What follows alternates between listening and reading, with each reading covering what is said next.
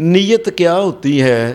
سادہ سی بات یہ ہے کہ نیت جو ہوتی ہے کہ کسی انسان کے دل کے اندر جو پکی بات ہو کسی کام کرنے کی وجہ، کہ یہ میں کام اس وجہ سے کر رہا ہوں، میرا مقصد یہ ہے، میں یہاں یہ کام کرنے آیا ہوں، میں ویسے نہیں آیا، میرا ایک مقصد ہے۔ وہ جو دل کا ارادہ ہے اور دل کے اندر جو انسان کی سوچ ہے اس کو نیت کہتے ہیں۔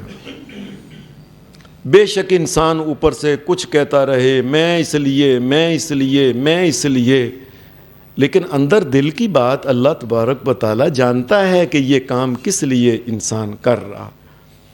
وہ نیکی کا کام ہے، وہ برائی کا کام ہے، وہ بظاہر ایسے لگتا ہے کہ بڑا اچھا کام ہے، لیکن اللہ تبارک و تعالیٰ کو پتہ ہے کہ یہ کام انسان کس وجہ سے کر رہا۔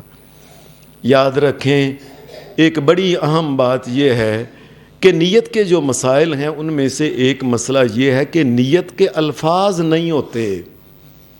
عام طور پہ ہمارے ہاں لوگوں نے کتابوں کے اندر اور ادھر ادھر کئی جگہ ایسے لکھ دیا ہے، یہ نماز کی نیت ہے، 4 رکعت نماز واسطے اللہ تعالیٰ دے، اور پچھلے ساری ایک لمبی بات ہے۔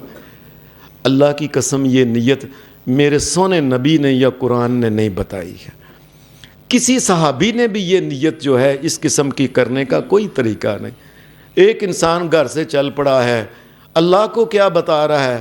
اللہ کو نہیں پتا کہ تو مسجد کے اندر آیا تو کس لیے آیا ہے، تو فلاں نیکی کا کام سخاوت کا کر رہا ہے، کس؟ اللہ کو پتہ ہے۔ وہ جو اندر کی بات ہے نا، اصل نیت وہ ہے، زبان سے جو ہے یہ تو بنی بنائی باتیں ہیں۔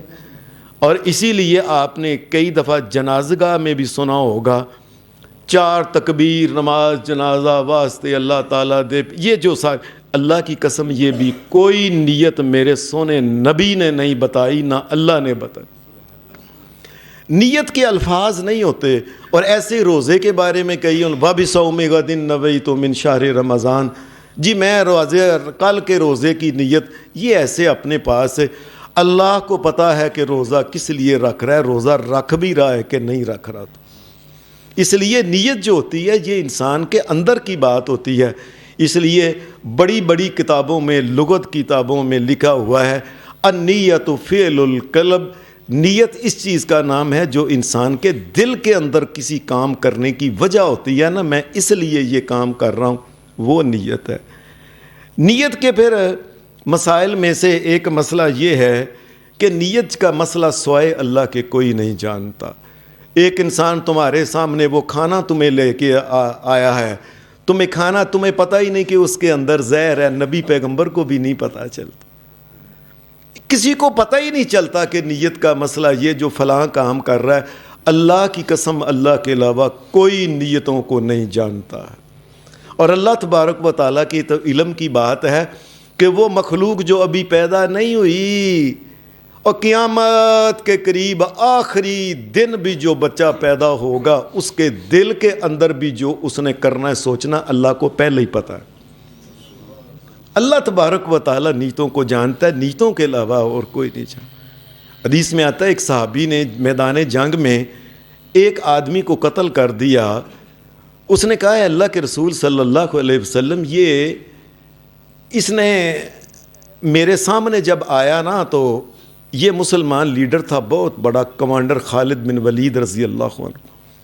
اے اللہ کے رسول، جب میں نے تلوار کھینچی تو کہنے لگا لا الہ الا اللہ محمد میں نے کہا اچھا لا الہ، میں گردن اتار کے میں خالد، اور جب اس نے کہہ دیا ہے اے اللہ کے رسول اوپر فرمایا تمہیں کیا پتہ ہے دل کے اندر اس کے کیا تھا۔